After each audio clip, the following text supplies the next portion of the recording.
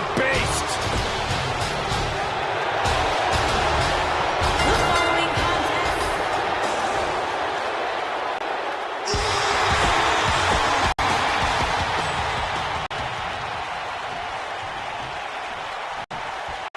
And there's the bell. And here we go. This is the type of battle that you can show someone who's new to our brand of entertainment and say, this is what WWE's all about. So much can go wrong in a match like this, guys, which is why it's considered one of the most dangerous in all of WWE. Brock Lesnar still enters every match as the odds-on favorite. Yeah, I would never predict a Lesnar loss, Saxton, because you can enter Suplex City, but you will never come out the same. Coming up big on that one.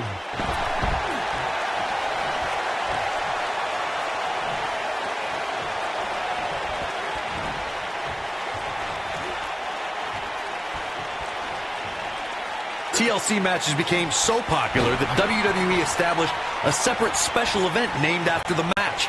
In 2013, WWE once again made history. This was history that was 50 years in the making. The Viper, Randy Orton, was WWE Champion. John Cena was the World Heavyweight Champion. The winner would leave as WWE World Heavyweight Champion. From what we've seen and heard tonight, there must be serious injuries. And he takes him down with a toss. Corey, you mentioned this earlier, but it bears repeating. The match had incredible historical significance. The World Heavyweight Championship dates back to the early 1900s. The WWE Championship dates back to 1963. In the first WWE Champion, Nature Boy, Buddy Rogers. There was a big fight feel in Houston, Texas that night. It looked like the Viper was going to win after he handcuffed Cena to the bottom rope, but Cena detached the rope and fought back against Orton. Both men struggled until the Apex Predator ripped Cena off the ladder, forcing him to land face first on a table.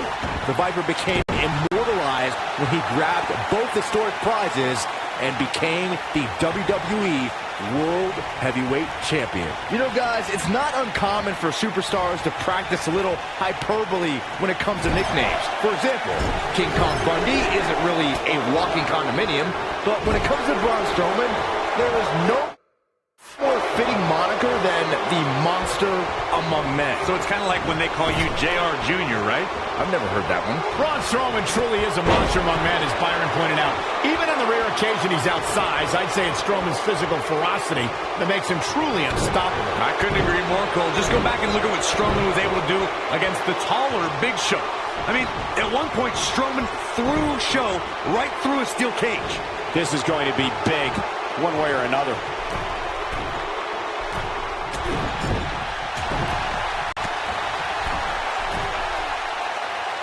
Look at this.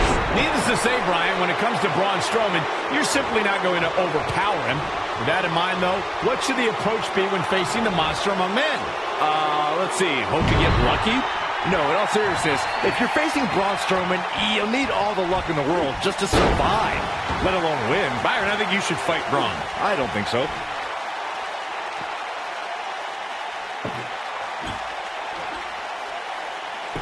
To Byron's point about needing luck against Braun Strowman, I'd say Kalisto used more than a little luck when he handed Strowman a rare loss in a dumpster match.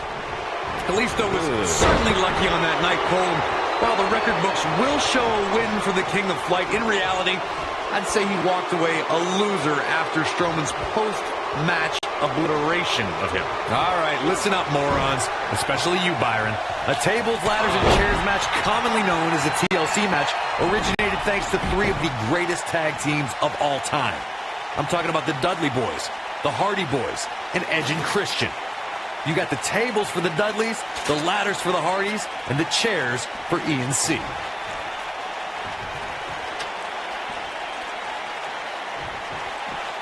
Corey, you spoke about the TLC match. It is interesting to note that the TLC match was created because of the incredible triangle ladder match the Dudley Boys had against the Hardys and Edge and Christian for the WWE Tag Team titles at WrestleMania 2000. And that was just the beginning. You got that right, Michael. There was incredible history between those three teams. Each duo put it all on the line so they could be WWE Tag Team Champions. Even though the wild matches between them had TLC elements in them, the first official TLC match sanctioned by WWE took place at SummerSlam 2000. A well-placed strike. Nice job by Brock Lesnar there.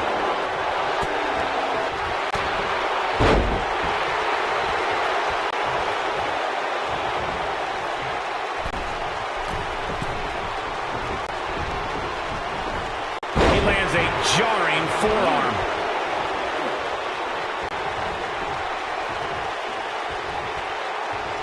Not much is known about Brock Lesnar's life away from the bright lights and sold-out arenas of WWE. We do know that Lesnar's an avid outdoorsman who lives off the land and enjoys seclusion somewhere in the Great White North. Lesnar is proud of the fact that he lives miles away from his closest neighbor.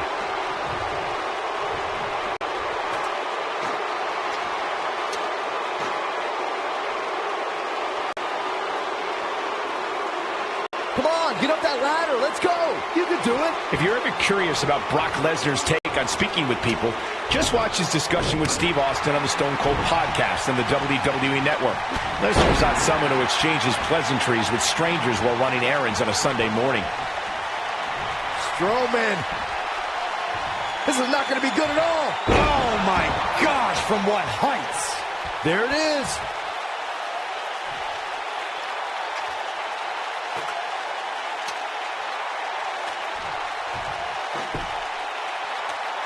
Action progressing.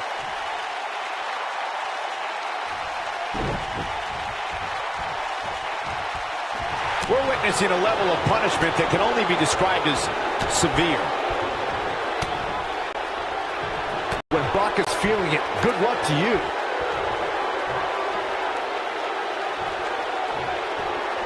Going all the way up.